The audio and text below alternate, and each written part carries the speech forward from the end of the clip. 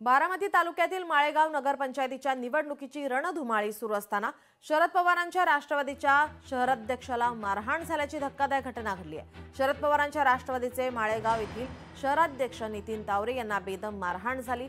या मारहाणीचं कारण अद्यापपर्यंत समजू शकलेलं नाहीये। राजकारणातून ही मारहाण झाली असल्याची जास्त शक्यता वर्तवली जाते।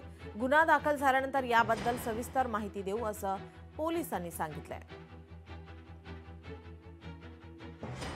तर मी माझा घरी निघालो होतो। पत्रकार तांबे होते, ते दुसरे ते भारत तुपे होते, त्यांच्याशी मी बोललो ग्रामपंचायत समोर आणि घरी निघालो। एकटाच होतो। तो जयदीप तारेचा मी होना मामाची पोर आहेत आणि एक त्याच्याबरोबर तिसरा तो सोरणकर मामा होता।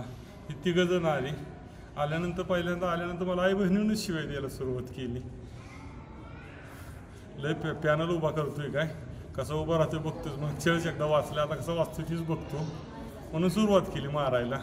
त्यातली एक जणांनी धरलं आणि दुसऱ्या जण मारलं, पण मी त्याच्या प्रतिकारक्रिया केल्यानंतरचं मी मला बचावलं।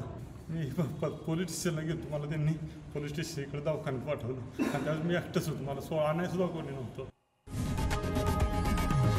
लोकशाही मराठी ऐका, पहा, जागरूक रहा।